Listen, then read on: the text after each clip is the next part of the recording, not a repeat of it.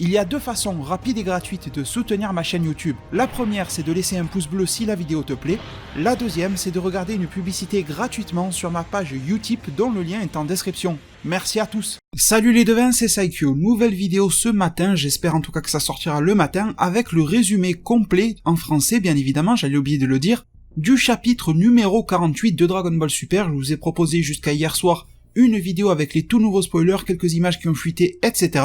Et aujourd'hui, on a le résumé complet. Alors j'ai un petit peu hésité à vous le proposer, mais je me suis renseigné, et visiblement la version légale de ce chapitre-là, donc du chapitre 48, sortira sur Manga Plus uniquement le 20. Et en plus, ça devrait sortir le 20 dans l'après-midi. Donc j'espère que l'information que j'ai eue est vraie, parce que sinon si le chapitre sort en même temps que le résumé, ça sert un petit peu à rien.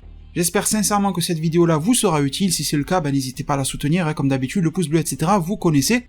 Je vous préviens dès le départ, cette vidéo-là, à 95%, ça sera une vidéo informative. C'est-à-dire que là, nous avons le résumé traduit en français, etc. complet, grâce à Spytrue, Goresh X, DBS Hype et Dragon Ball Super-France.fr. Je vous mets tous les liens en description. Et je vais vous le lire. Vous allez voir qu'il est déjà conséquent. Du coup, si je me mets à rajouter des trucs par-dessus, on va plus s'en sortir. Donc la partie analyse théorie sera pour ma vidéo de review. La review qui sortira bien évidemment dans les heures qui suivent la sortie légale de ce chapitre-là. Alors, titre du chapitre numéro 48, le souhait de Moro. La puissance du Dai Kaioshin qui sommeille en Buu. Emprisonnons Moro encore une fois. Goku et Vegeta encouragent Buu alors qu'il s'acharne contre Moro et Merus. Et Merus est impressionné par la qualité de ses attaques. Quand Majin Buu utilise sa tête comme une arme, Jaco dit que Buu utilise une méthode de combat très inhabituelle et insensée. Vegeta dit que dans de tels moments, le style de combat inhabituel est très utile.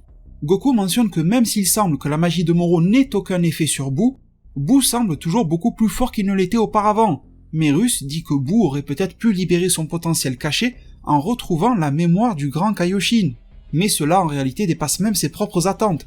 Après avoir été battu pendant un certain temps, Moro se met en colère et crie qu'il serait impossible pour lui de perdre s'il était capable de récupérer toute l'étendue de ses pouvoirs magiques et de dévorer des planètes.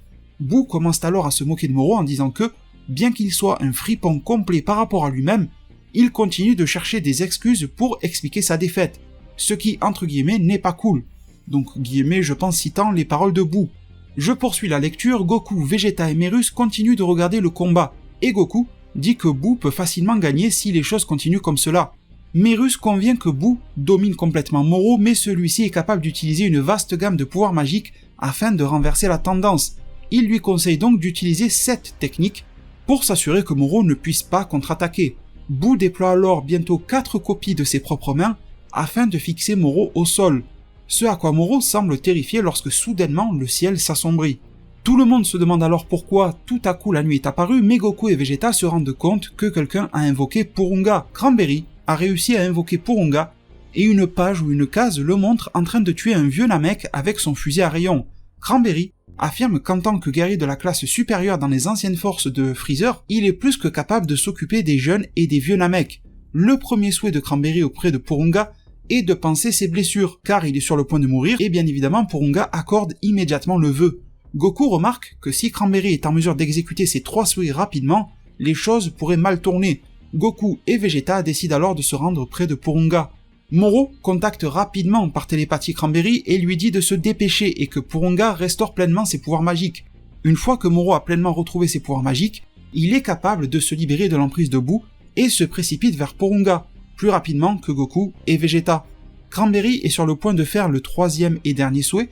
Le deuxième vœu donc de restaurer les pouvoirs magiques de Moro est exaucé, et Cranberry est sur le point de faire le 3e et dernier souhait, qui est de se téléporter sur une planète où les forces de Freezer, la patrouille galactique et même Moro ne pourraient pas le retrouver. Mais avant de pouvoir accomplir son vœu, Moro l'empale par derrière. Moro dit que Cranberry s'est bien comporté et qu'il semblerait que Cranberry n'aura plus besoin de faire de vœu, car il y a un vœu supplémentaire que Moro souhaite exaucer. Paragraphe suivant, il nous est dit qu'il n'est pas directement montré ce qu'est ce souhait de Moro, ce fameux souhait supplémentaire à exaucer. Donc premier, c'est restaurer la santé de Cranberry, soigner ses blessures. Deuxième, restaurer la magie de Moro.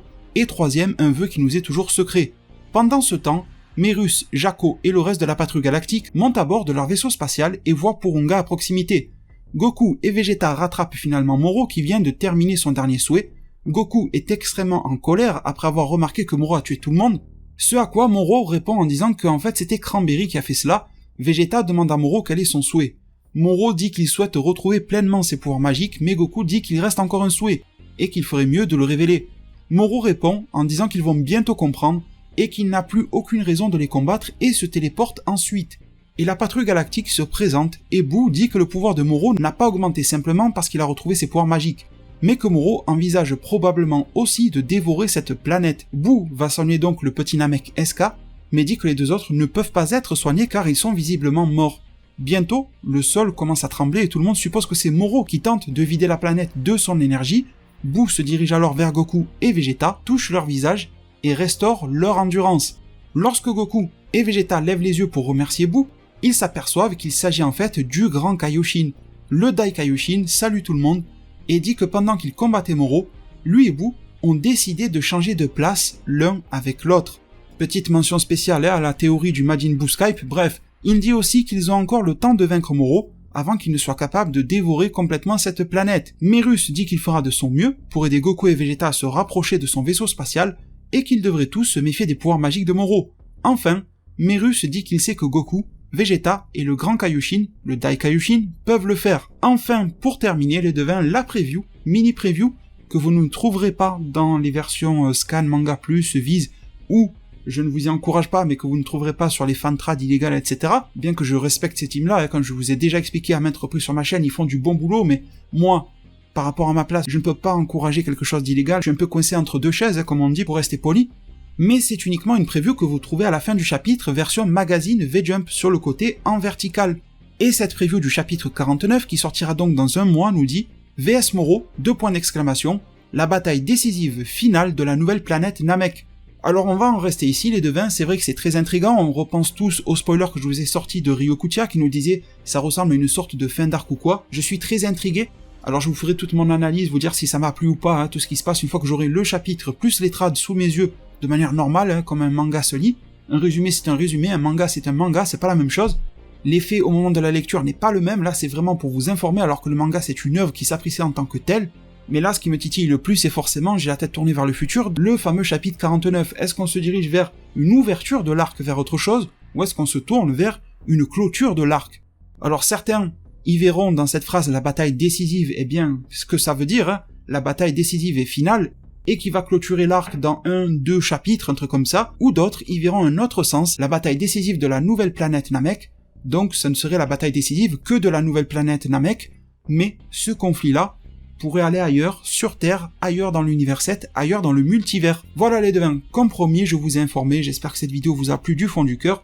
Je vous donne alors bien évidemment rendez-vous pour de prochaines vidéos, les deux qui sont prévues pour le moment, bien c'est la revue du chapitre 48 et une autre sur les résultats financiers que peut, l'argent que peut rapporter Dragon Ball Super à l'Ato Animation et à Bandai Namco, également les projections que l'on peut avoir sur l'année 2020, qui vont nous aiguiller sur le fait de si oui ou non une nouvelle série Dragon Ball Super, un nouveau film ou autre peut sortir en 2019 parce que du moment où nous avons les résultats et projections financières d'un secteur, nous pouvons commencer à déterminer quel sera son avenir.